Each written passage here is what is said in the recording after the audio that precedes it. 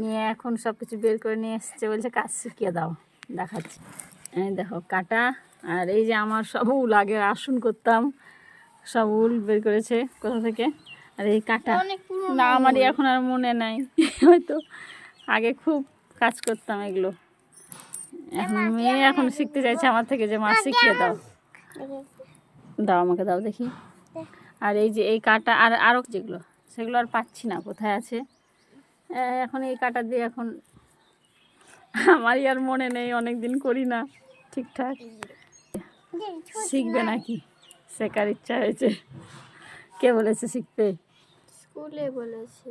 স্কুলে বলেছে না? দেখো বন্ধুরা, মেয়ে সব কি বের করেছে। এই যে সব পুরনো উল, আমার আগে আগে করতাম উলের কাজ, আসুনে এসব। আর এখন ও কাটা নিয়ে এসছে। আরও আমার কাটা ছিল বড় বড় কুরুশ, কিন্তু খুঁজে পাচ্ছি না অতদিনের। বলছে এখন শিখবে। আচ্ছা, আমার মতো কে কে এই কাটা কুরুশের কাজ করেছো জানো তো? আর এখন হাতে মোবাইল হয়ে গিয়ে মানুষ এসব করতেই চায় না। আর আগে উল বুনে পরীক্ষা শেষ মানে আমাদের আগে উলের কাজ ছিল। আমাদের সময়টা পরীক্ষা শেষ, অনেক আসন করেছি উলের, মানে উলের কাজ। এই ঘরের আসন আসন করা, তারপর ড্রেসিং টেবিলের এইসব করা, সোয়েটার বোনা, টুপি বোনা। আমি তো টুপিও করেছি, অনেক সোয়েটারও করেছি। এখন আর মনে হয় পারবো না, ভুলে গেছি। দেখি এখন মেয়ে শিখতে চাইছে তো কিছু মনে পড়ছে কি দেখি, চেষ্টা করছি। জানি না কি পারবো, মানে ভুলেই গেছি মনে হচ্ছে। আর এই উল কাটার সঙ্গে যে কি একটা বন্ধুত্ব ছিল, মানে অসম্ভব নেশা। এই পরীক্ষা শেষ, কয়দিনে একটা আসন শেষ করতে পারবো, খুব ভালো লাগা ছিল। আমি প্রচুর আসন করেছি, হাতের কাজ করেছি উলে। আমাদের ছোটোবেলাটা কিন্তু বেশ ভালো ছিল, মোবাইল ছিল না।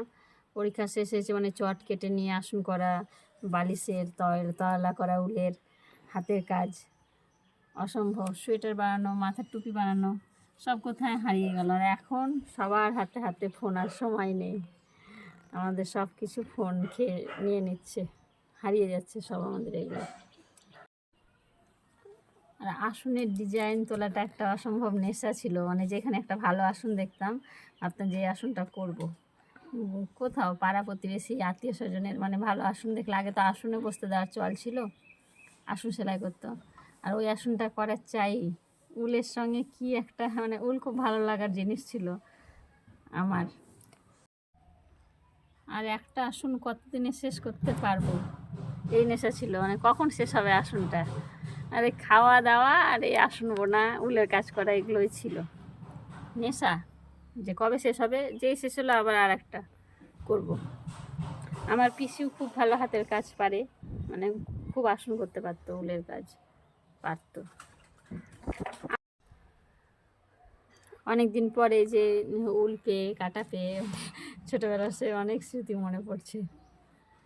তোমরা কারা কারা করেছো অবশ্যই জানিও। অনেকেই করেছে আমাদের সময়টা, সবার এটাই কাজ ছিল তখন। এই উল আর এই কাটা আর এই উল, জানি অনেকের ইমোশন জড়িয়ে আছে এটার সাথে। সবার ভালোবাসার জায়গা ছিল, আগে তো ফোন ছিল না, এগুলো করেই আমাদের সময়টা, ছোটোবেলাটা কেটেছে আমরা। আর আসনের ডিজাইন তোলাটা একটা অসম্ভব নেশা ছিল, মানে যেখানে একটা ভালো আসন দেখতাম ভাবতাম যে এই আসনটা করবো। কোথাও পাড়া প্রতিবেশী আত্মীয় স্বজনের মানে ভালো আসন দেখলে, আগে তো আসনে বসতে দেওয়ার চল ছিল, আসন সেলাই করতো। আর ওই আসনটা করার চাই। উলের সঙ্গে কি একটা, মানে উল খুব ভালো লাগার জিনিস ছিল আমার।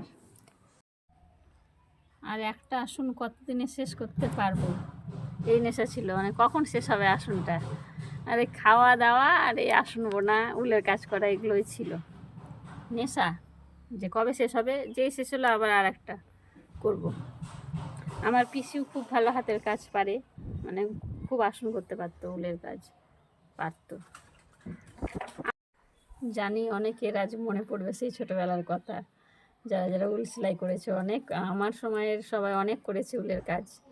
আর আজকে মেয়ে সব বের করে নিয়ে আসলো। আমার কিন্তু এগুলো উল, আমারই উল, অনেকদিন আগের পুরনো কেনা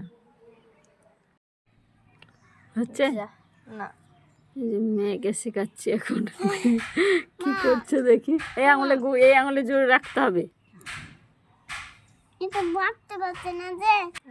পাচ্ছ? হ্যাঁ, ওই ঘাটটা একটু মুখটা বড় রাখো।